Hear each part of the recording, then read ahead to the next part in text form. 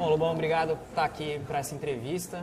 Queria te perguntar primeiro a respeito, já que o tom da Flip nas mesas até agora tem sido sobre os protestos, profundamente contaminados pelos protestos, pelo tom político, e o timing do seu livro também, né, que foi lançado pouco antes da explosão, né, desses protestos. Coisa premonitória, assim.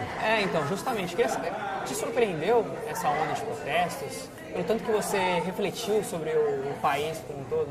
Olha, sinceramente, a eclosão desses protestos ela foi muito fora de hora, mesmo porque ela foi manipulada, né? Tem o movimento Passe Livre, querendo desestruturar o governo de São Paulo. Agora, a reação, as consequências dessa primeira leva é que desnortearam todos os nossos prognósticos, né?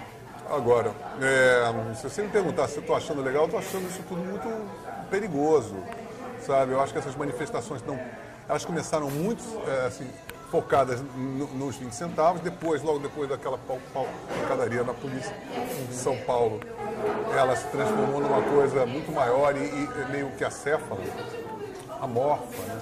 Uma revolta do Estado bruto, e para migrar por uma reação muito segmentada, como a passeata dos médicos, dos caminhoneiros, dos revoltados porque tem um buraco nas ruas ou na catraca. E tanto um lado quanto o outro, se você não tem foco em nada, você não está reclamando de nada.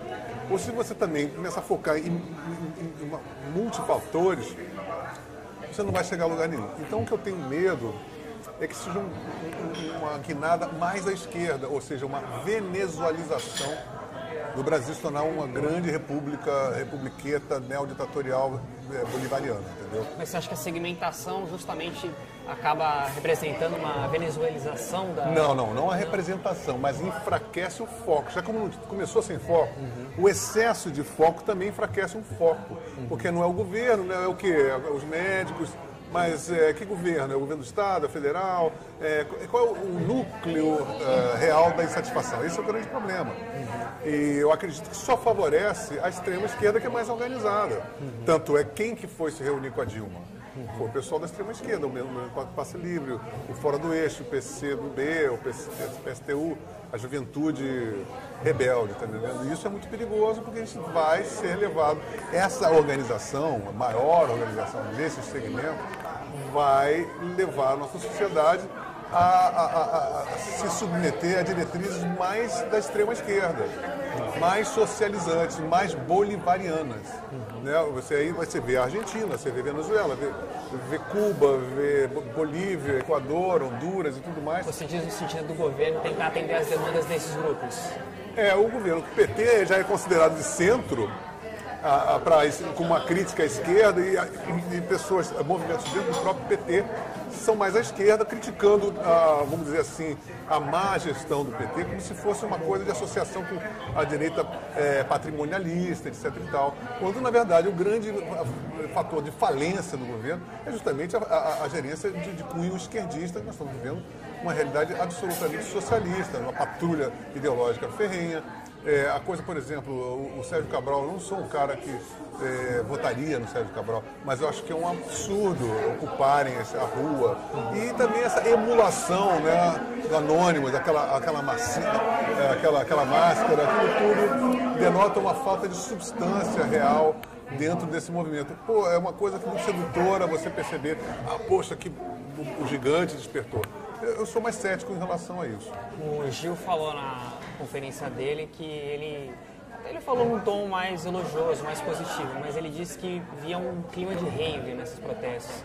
Você acha que é isso mesmo? É um clima de rave? Tem uma revista para adolescentes, que eu não vou dizer o nome aqui, que tem receitas de topetes e penteados das garotas para poder paquerar os manifestantes gatinhos, entendeu? É basicamente isso. Afinal de contas, se a gente estava 20, 30 anos ouvindo música sertaneja, pagode, sentando na boca da garrafa, vai ser muito difícil você ter uma manifestação de cunho, de uma substancialidade, de um foco e de uma qualidade de reivindicação. Você tá entendendo? Então, esse é o grande problema. A gente não tem, a gente é o penúltimo país em ensino no mundo. Ora, se os estudantes, que são os penúltimos no mundo, estão reivindicando, coisa boa não vai pintar. Não é verdade? E no começo dos protestos, pelo menos eu percebi uma cobrança de algumas pessoas quanto a manifestações da classe artística. Demoraram para opinar a respeito do que estava acontecendo. Você acha que, primeiro, eles demoraram ou eles precisam se manifestar a respeito do que eles têm essa obrigação? Estão de rabo preso, eles estão todos... O problema é o seguinte, quem recebe lei Rouanet é militante. Se você...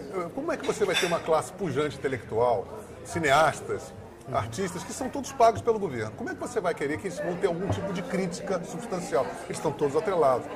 E esse agora evento do ECAD agora vai piorar mais, porque agora vão estatizar, então todos vão receber favores do governo.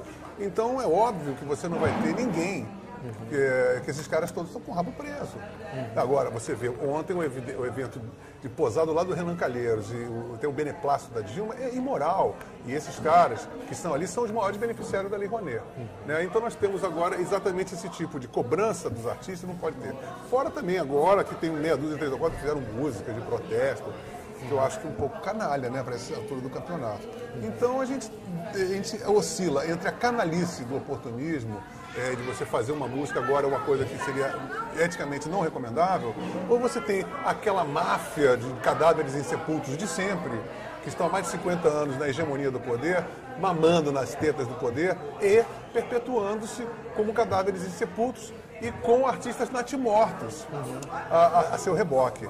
É isso que está acontecendo. Então é por isso que nós estamos num quadro, ao meu ver, patético, e eu estou muito cético em relação a tudo isso, porque parece que tudo tende a piorar. Essas suas críticas ao governo e à esquerda tem feito muita gente apontar o dedo para você e dizer que você é conservador. Te incomoda? Eu queria saber, como uma contra-pergunta, o que seria eu, um cara de direita? Eu sou um cara a favor do livre mercado, da livre iniciativa, da propriedade privada, da diminuição do Estado, da diminuição dos impostos. Eu acho que 95% das pessoas são assim. Agora, eu não me considero um cara de direita. Agora, acho que uma esquerda caricata, socialista bolivariano está aí. Sabe, o Fórum de São Paulo existe, vai estar instaurando-se aí, se reunindo agora. A gente tinha que ter uma auditoria. Se a gente fizesse uma auditoria no Fórum de São Paulo, a gente causava um impeachment pelo menos em 18 republiquetas dessa América Latina. Por quê? Porque eles têm, além de associação com crime organizado, com as Farc, com o MIR, eles põem a soberania de cada país, inclusive o nosso, abaixo do Foro de São Paulo. Isso a imprensa tinha que investigar e a sociedade civil teria a obrigação de cobrar isso, porque este é o ponto gravitacional, o epicentro do furacão, chama-se uma coisa, Foro de São Paulo. Enquanto não resolver o Foro de São Paulo, a gente vai estar refém de uma organização muito bem estruturada que todo mundo já fala com uma certa naturalidade, a Unasul, tem bandeira, é vermelha, E outra coisa, é claro que o comunismo é super anacrônico. Agora, infelizmente, a América Latina é muito anacrônica e compatível a tudo isso. Então é melhor a gente acordar, porque na verdade o buraco é muito mais embaixo.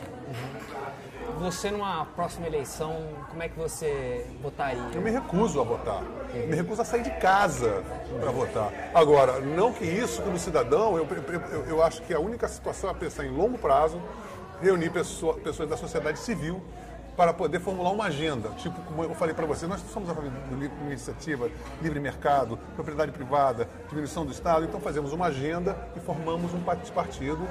Vamos deixar esse partido crescer, ter representatividade, entrar dentro da vida pública brasileira e aí sim ter quadros para poder votar neles, porque não tem partido que se pode... Todos são partidos de esquerda ou são de uma direita patrimonialista, como Sarney, Collor, Renan Calheiros, Severino Cavalcante, Maluf. Esses caras, eles depõem contra o rock and roll de uma determinada direita, porque a gente tem que entender uma coisa, a direita no Brasil, ela sempre foi patrimonialista. Né? Então, assim, são coronéis, são feudos. A gente nunca vivenciou no Brasil um estado de capitalismo. O que eu proponho à sociedade civil é um choque de capitalismo. Livre mercado, competição, mérito, em vez de assistencialismo, uma máquina inchadíssima, 39 ministérios, isso é um absurdo, ainda vão criar agora no Ministério da Cultura mais 200 cargos para poder vigiar o ECAD. Então, esse tipo de pulsão é que acaba com a gente. Tá entendendo? A gente não pode querer que o Estado seja mamãe, mamando na teta, passe livre. Não, a gente tem que pagar. Meia entrada, não tem mais meia entrada. Não tem lugar nenhum no mundo. Meia entrada acaba com o show business.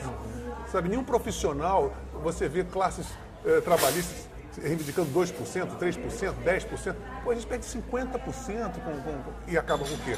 Todo artista tenta mamar ou beijar a mão do Estado, ou patrocinadores privados. Mas isso é péssimo, porque você, mesmo que seja um patrocinador privado, por exemplo, uma firma que prega a ecologia, e você vai se tornar um arauto daquilo. Então você não tem mais autonomia intelectual, artística, entendeu? Isso é muito sério. Então a gente tem que pegar essas coisas na raiz e você pensa, são medidas que seriam extremamente impopulares. Então como fazer isso? É um tremendo quebra-cabeça que eu pessoalmente não tenho experiência política nenhuma, eu só estou falando como um cidadão e como um cara que se informou para poder escrever esse livro. Inclusive eu tive que me informar muito mais e confesso a você que eu me senti uma besta quadrada porque eu comecei reclamando de uma coisa e chegando a outras conclusões mais indignantes ainda no final do livro. Então acho que nós como cidadãos temos que nos informar, a imprensa tem que ter mais pujança para poder apurar coisas que eu só consegui aprender e absorver com coisas muito nas internas, entendeu? Então a gente sabe que a gente está com muito rabo preso aí, sabe? Então a sociedade tem que se livrar disso e tem que justamente assim não temer a patrulha de ser de direita, que essa patrulha está muito mais ferrenha do que foi nos anos 60. Aí você começa a ter só filmes sobre a ditadura militar, ou biografia sobre o presidente, só coisas chapa branca. Você acha que patrulha é um traço brasileiro? Eu não sei se... Olha, eu não posso chegar e comparar com lá fora, porque eu não tive uma vivência internacional dentro desse termo de patrulha. Mas o politicamente correto é uma patrulha. Mas, assim, o nível de patrulha meio, assim, esquerdoide, esse ódio americano, essa inveja do falo norte-americano, inclusive que a própria guitarra elétrica é o falo americano, isso acontece muito, é verdade, que isso é verdade. É uma coisa que é um fato terrível, entendeu? Agora, nós nunca tivemos essa patrulha tão acirrada e de uma manifestação tão fascistoide, sabe? Assim, você é de direita, então todo mundo que não é do governo é reacionário de direita, você percebeu? Todo mundo que tem alguma... até o próprio governo fala, esses manifestantes da extrema-direita. A extrema-direita é todo mundo que não é o governo, que não são os partidos. Mas essas manifestações que você diz fascistas, você acha que elas são exclusividades da esquerda ou você acha que também a direita... Olha, se você chega, por exemplo, eu vejo coisas assim insuportáveis e sustentáveis. Vamos tomar um golpe militar, tá entendendo? A cadeira elétrica para aquele cara, eles só vão resolver com guilhotina. Esse tipo de coisa é inaceitável. Né? Então, assim, qualquer coisa, qualquer ditadura que seja uma panaceia para uma outra ditadura é insustentável. Né? A gente tem que pensar em manter a nossa elegância. E os trâmites democráticos, né, não podem ser defenestrados, não é verdade? E com o máximo de gentileza ao adversário possível, sabe? Por mais que a gente seja defenestrado por eles, a gente tem que entender que um erro não justifica o outro. Se eles estão errando, o problema é deles. Eu não vou tentar sobrepujá-los com os mesmos erros que eu os condeno, né? Então é uma situação muito complexa, na verdade, né? Porque como é que você vai manipular isso no sentido positivo da palavra manipulação, ou seja, assim, como você vai estruturar, organizar a sociedade perplexa, quando nós não temos uma representação política, os partidos estão totalmente desmilinguidos na sua estrutura. É uma situação muito complexa. Eu sou, como eu falei para você, eu sou muito cético, eu não consigo ver o Brasil melhor nos próximos 50 anos. Não. Então, bom, para finalizar, o que tem de projeto futuro, disco, o que você está programando? Eu tenho muitas coisas. Olha, eu estou agora fazendo um adendo do livro, que vai se chamar Terra de Ninguém na Terra do Nunca. Eu tenho em mente fazer um romance, né, escrever um romance. Estou escrevendo material para o meu disco de músicas inéditas, que eu não estou conseguindo, desde 2005, não lanço músicas inéditas. Eu estou em turnê e vou musicar uma ópera também. Como é que é? Você pode falar? É o seguinte, eu encontrei com um diretor de teatro e um autor de teatro, que é o Roberto Alvim. A gente está se falando e ele fez uma peça maravilhosa, um Pinóquio.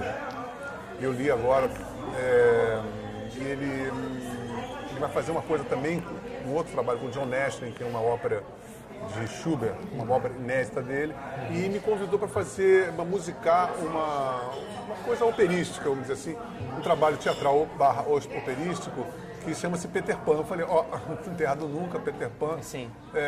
Eu acho que seria muito interessante. Então, é um trabalho que não tem nada a ver com música popular, quer dizer, nada que você tenha refrão, né? Então, é uma experiência que eu estou muito curioso também. Para agora, para 2013?